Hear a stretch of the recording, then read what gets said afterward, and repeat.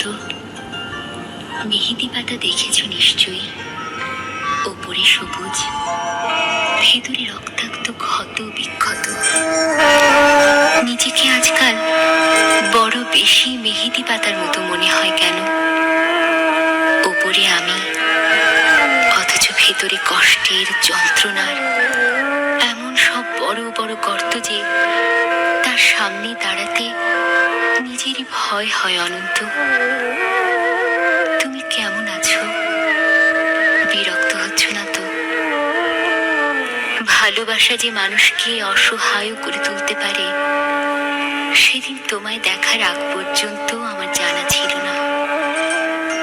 তোমার উদ্দাম ভালোবাসার দুটি জ্বালিয়ে পুড়িয়ে ছাড়খাড় করে ফেলেছে আমার ভেতর, আমার বাহির, আমারই হাতে গড়া আমার পৃথিবী।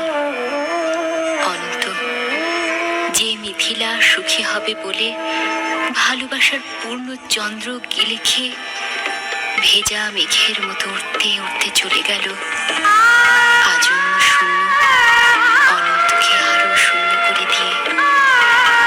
তার মুখে এসব কথা মানায় না আমি জানি, কিন্তু আমি আর এভাবে এমন করে পারছি না। আমার চারদিকের দেয়াল জুড়ে থই থই করে আমার স্বপ্ন খুনে রক্ত। উদাস দুপুরে বাতাসে শীষ দেয় তোমার সেই ভালোবাসা।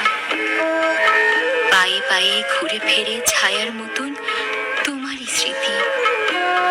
আমি আগলাতেও পারি না, আমি ফেলতেও পারি না। সুখী হতে চেয়ে এখন দেখি দাঁড়িয়ে আছি একলা আমি, কষ্টের তুষার পাহাড়ে। অনন্ত, তোমার সামনে দাঁড়ানোর কোনো যোগ্যতাই আজ আমার অবশিষ্ট নেই।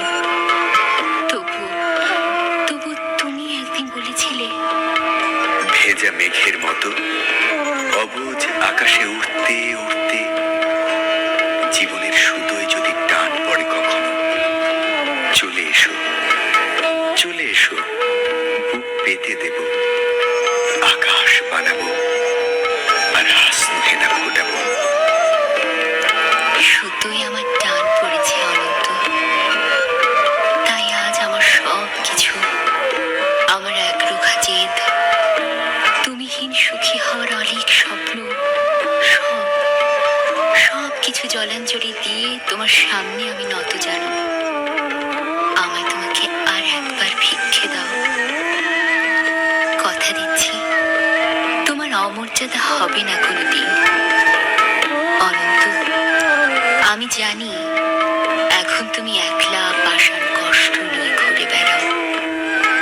প্রচন্ড এক অভিমানে ক্ষণে ক্ষণে গর্জে ওঠে অগ্নিগিরি। কেউ জানে না, আমি জানি কেন তোমার মনের মাঝে মন থাকে না, ঘরের মাঝে ঘর থাকে না। উঠোন জোড়ার উপর কলস, তুলসী তলের ঝরা পাতা, কুতলার শূন্য বালতি, বাসন কোসন, পূর্ণিমার অমাবস্যা, একলা ঘরে এই অনন্ত, একা একা শুয়ে থাকা। কেউ জানে না, আমি জানি কেন তুমি এমন করে কষ্ট পেলে, সব হারিয়ে বুকের তলের চিতানলে। কেন তুমি নষ্ট হলে, কার বিহনে চুপি চুপি ধীরে ধীরে। কেউ জানে না, আমি জানি, আমি জানি। আগামী শনিবার ভোরের ট্রেনে তোমার কাছে আসছি। অনন্ত, আমায় আর কিছু না দাও, অন্তত শাস্তিটুকু দিও। ভালো থেকো, তোমারই হারিয়ে যাওয়া মিথিলা। হ্যালো বন্ধুরা, আসসালামু আলাইকুম। তোমরা সবাই কেমন আছো? আশা করি ভালো আছো। আমরা দুজনে খুব ভালো আছি, আলহামদুলিল্লাহ। তো কে কোথা থেকে ভিডিওটা দেখতেছো সবাই একটু কমেন্ট করে জানাবা অবশ্যই। আর ভিডিওটা কেমন লাগলো সবাই একটু জানাবা প্লিজ।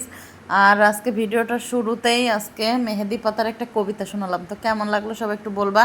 আর আজকে কিসের উপরে ভিডিও সেটা তো তোমরা বুঝতেই পারছো। আজকে হচ্ছে মেহেদি বাটি মেহেদি লাগানো আমার বরের হাতে। মেহেদি কেমন কালার হলো তো সবটাই নিয়ে আজকের ভিডিও।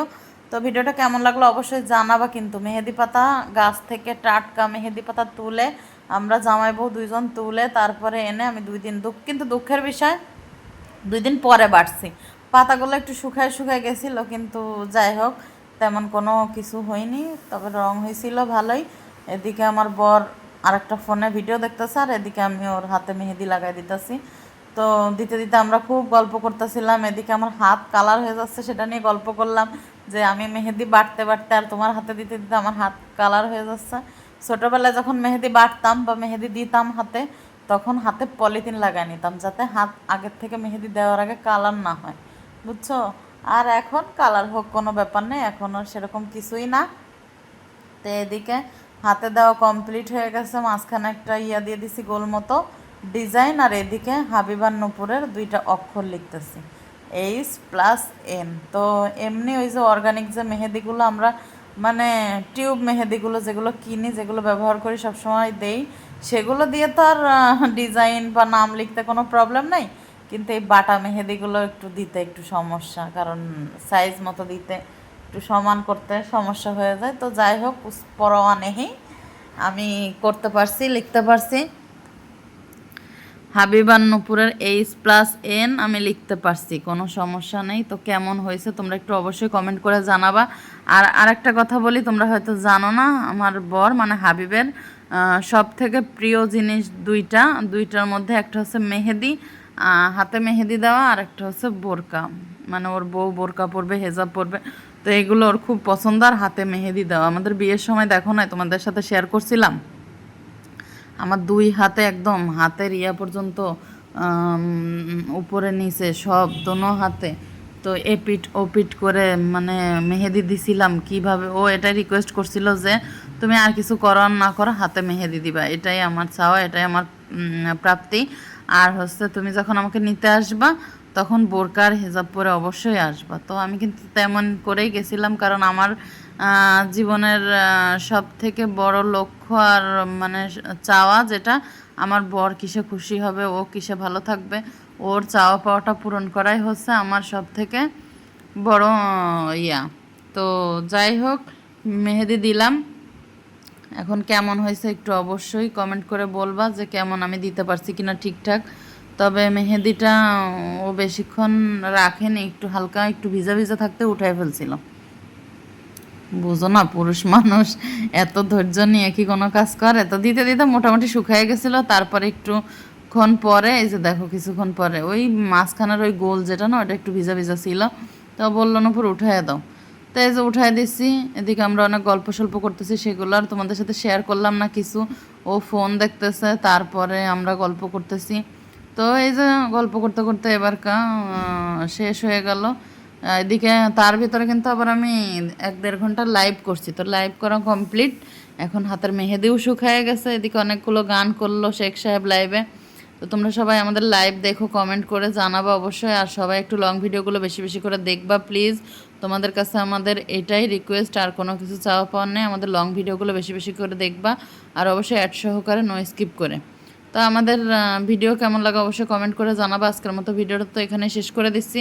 তো তোমরা সবাই ভালো থাকো, সুস্থ থাকো। এই দেখো ফাইনাল কালার এসে গেছে, তো আর একটু কালার হয়েছে পরদিন সকালে, ঠিক আছে। আর এই ভিডিওটা এরকম কেন হলো বুঝতে পারতেছি না, তো যাই হোক তোমাদের সাথে শেয়ার করে দিলাম। তো তোমরা সবাই ভালো থাকো, সুস্থ থাকো। ওই দেখো হাবিব নূপুরের অক্ষর।